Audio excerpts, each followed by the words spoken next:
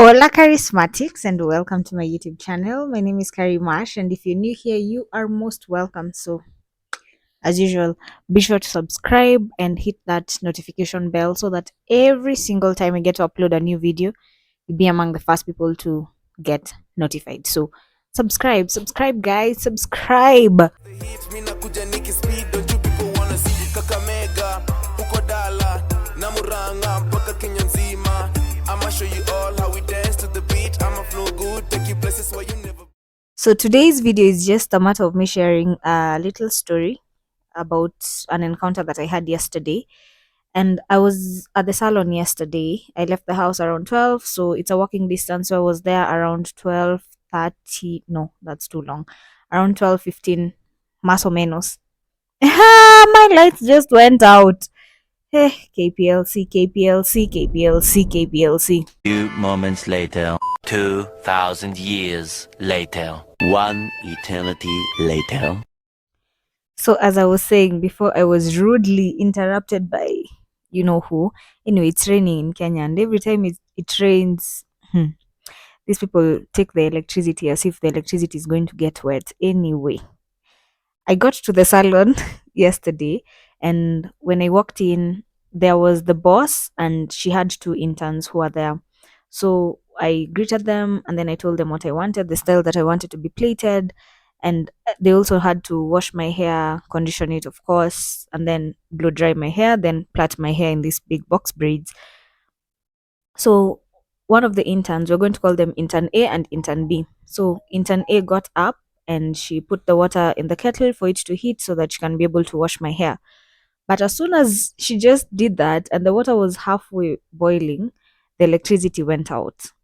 And what we had noticed in the last like 3 weeks or so, I would call it like load shedding. You know what used to happen in Cuba is that a section, an area, a whole area would not have electricity, and then another area will have electricity, and then the following dates, like they will take turns as to which section has electricity.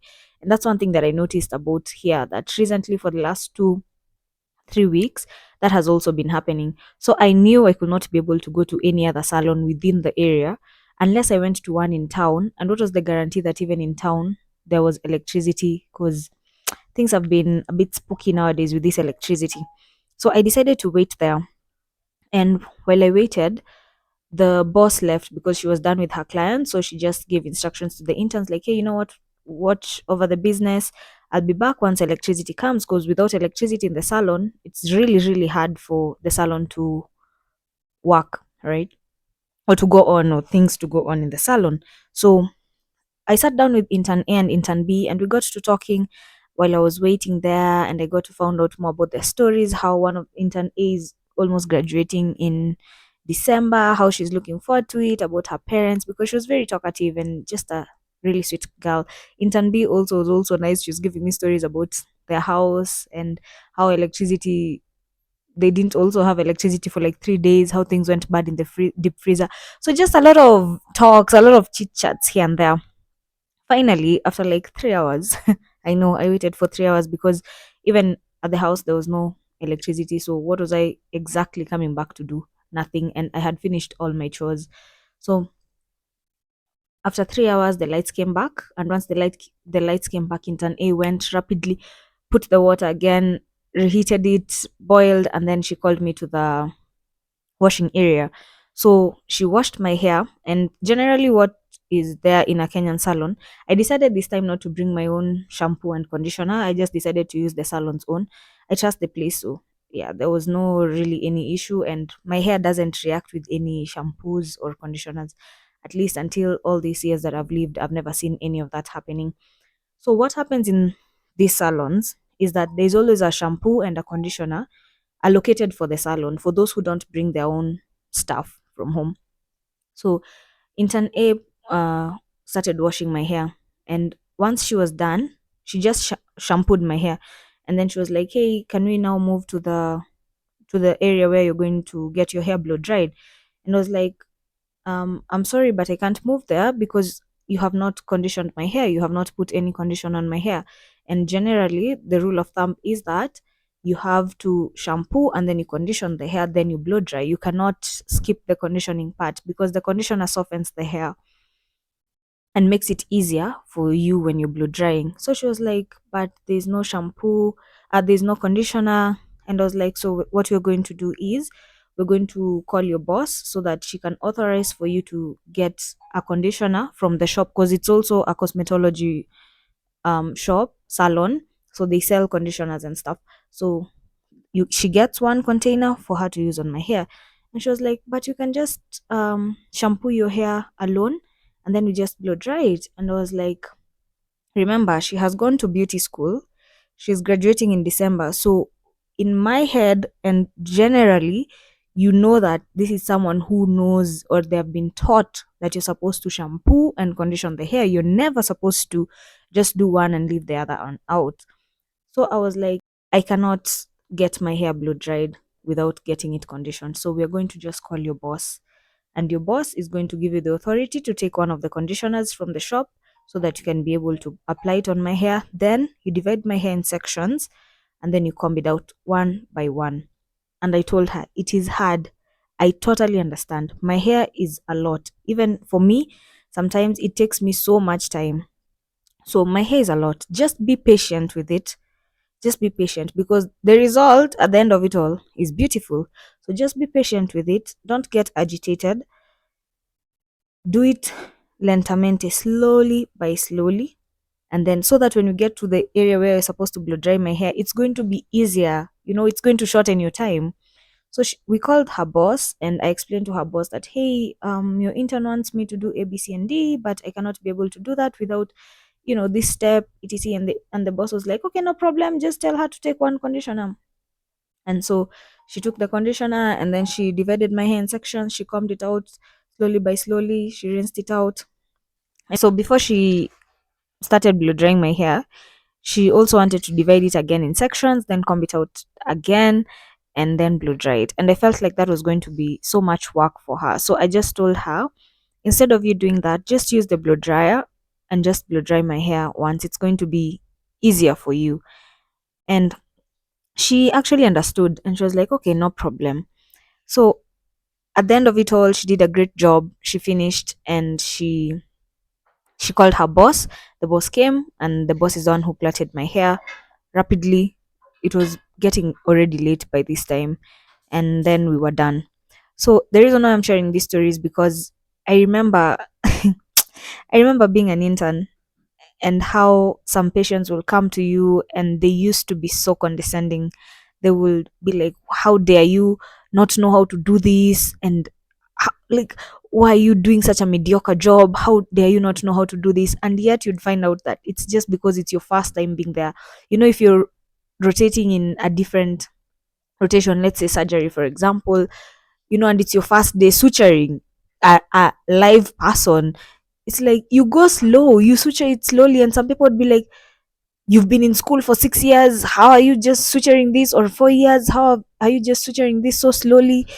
And I remember just feeling so bad, and being like, oh god, I can't wait for the day that I'm going to be a pro, like a consultant. Because when the boss came, she just took over the blow dryer, and within like a few seconds she was done blow drying my hair so nicely, painless, and everything. And I remember looking at her and being like, wow, this is how it feels like to be a boss, because you're so accustomed to this thing so much that it's not really a big deal to you. So I just remembered myself honestly as an intern, and how even some residents would talk shit to you. How dare you not know this, how dare you not know how to do this, how dare you not know how to do ABCDE. And how I would feel so bad. I'm not negating the fact that there's some residents and consultants who are amazing, but there are also some people who are just oof. They were just a lot. They were just a lot. They will make you feel so bad for not knowing something that this is the first time you're seeing. When I mentioned to her that I know that my hair is a lot, of course I know my hair, it's a lot. And probably the way she's been taught in books is you just need one kettle to heat up like to wash someone's hair, and that's it. But you see, I am there normally because I'm like those people that you remember in the anatomy books how you'd see people, and the pictures that are shown are of, let me say, thin people. I'll put the images here so that you see. And then that one day you get a patient who is obese and you cannot be able to cannulate them, you cannot be able to see anything, you cannot be able to see their, not seeing their pulse, but you can't be able to even feel their pulse because they're obese patients. You remember, like, what you study in school versus what you get in real life is two different things. When you meet people who are interns in life and you're the consultant or the resident, I'm using these analogies because I'm a med person, please just try to be as kind as possible. Make sure you teach these interns how things are supposed to be done in a not condescending manner, because the moment you put someone down, it tells more about you as a person than about them. Sometimes people don't know, sometimes people are just good, let's say, in theory than in practicals. Sometimes people are seeing these things for the first time, whether you're in a hospital, I don't know, I can't really be able to say other professions because this is, the hospital is my level of expertise. So especially if you're in hospital and just in life generally, let's say you know how to drive, I don't know, drive, ride a bicycle, whatever. Don't teach someone in a way that shows them you can't do it. You idiot, how dare you not know how to do this, and yet you've been in school for all this while, and yet your parents have these cars, and yet you don't know how to drive. Let's say, I don't know any other profession, but you guys get the point that I'm saying. At the end of it all, we're all interns in something, and we're all consultants in something else. So if you're consultants and residents in something, don't ever make someone feel small for not knowing something. Don't ever do that. Because when I was seated at that chair, I could see myself, and I'm not even just talking about residents who used to make me and my group of friends feel bad, even other interns themselves, because they had already practiced on so many people before they were like alumni udantes, subtitle right here. They were already like pros in this area, so they knew. There are people who always just know more things than you, and that's okay, but it's how they put across their points that bring the difference. Because if I had told this intern, by the way, you don't know what you're doing, how you're graduating in December, you don't even know anything, you're just dumb, ah, my god, I can imagine she would actually have just left my hair like that, and the boss would have come and probably cause chaos and regañar her. But at the end of it all, it will just have been my fault. Because why did I have to talk to her like that? Like, that's just wrong. In short, be human, be kind. Remember, we're always interns at something, we're always consultants at something. So, guys, my charismatics, that was the moral of the day. The moral of the story, not the moral of the day. Anyway, until the next time, guys, go Harry. Okay, Aki, my light is fluctuating. Until the next time, guys, go Harry.